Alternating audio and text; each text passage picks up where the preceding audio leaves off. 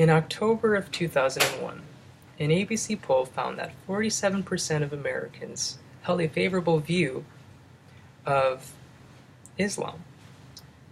By 2010, that number declined to 37%. Today, only 27% of Americans hold a favorable view on the Muslim community. My name is Ohri, and I'm going to talk about how getting to know and to learn about our Muslim community is actually beneficial for our ability to overcome fear through the power of love. Now, since the 9/11 attacks, terrorist groups and Islamic militant groups such as Al-Qaeda or more recently ISIS or IS, Islamic State, our view of Muslims has become more hostile. We've become more fearful, an overwhelming sense of fear, which is known as Islamophobia. And it's escalated to the point where in recent news, according to the Wall Street Journal, 25% of Americans are now in favor of a proposal to ban Muslim immigrants.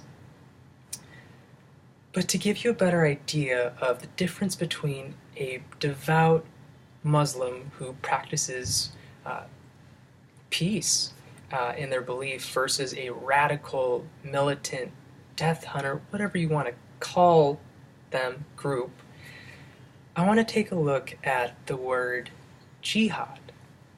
Now, the word jihad means struggling, surviving, and striving, both internally and externally. Another word to use is adversity.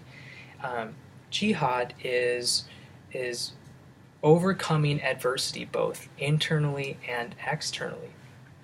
Now, this word is used over 164 times throughout the Quran.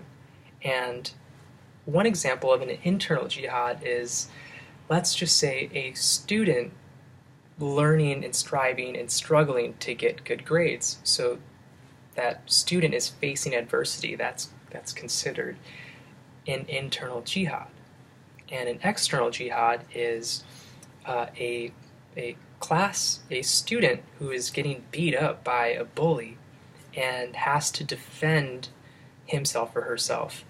So that is considered an external jihad, a physical overcoming of adversity.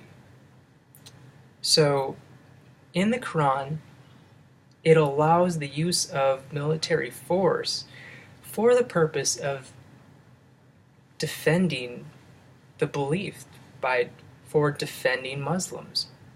And so what the terrorist group has done is totally blown this word out of proportion, and it's generally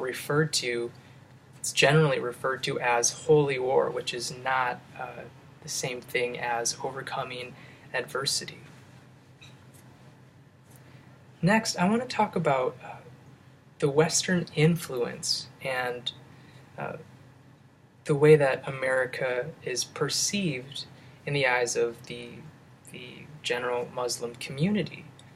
But before I do, I want to talk about their faith. Now, Islam is not just simply a belief or something that they say that they are,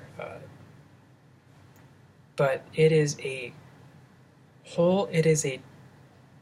life dedicated to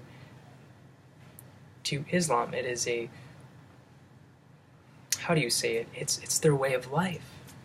How they measure success is by the closeness they are with their God, with Allah, versus in America where we have so many different views and priorities. One person's standard of success might be measured through money or the amount of relationships, or the amount of accomplishments, the amount of education, whatever it is, it's different in that case. And so back to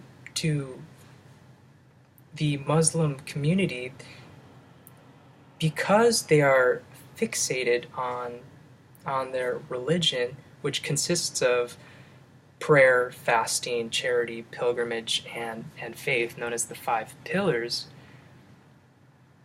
it's easier to understand why the Western influence is becoming a threat to the security of their faith.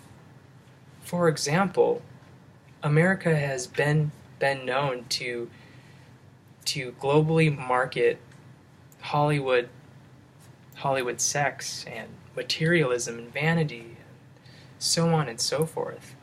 And so when they see this culture, this Western influence, they're being threatened because it is opposed to what they believe.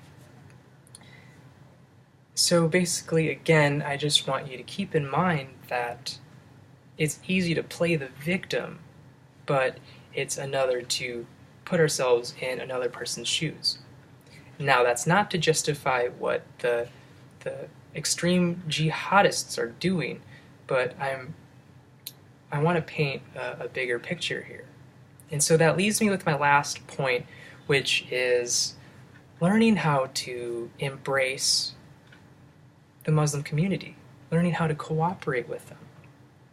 Now, there's no better way to show our love and affection for our Muslim community than welcoming them and by opening our arms.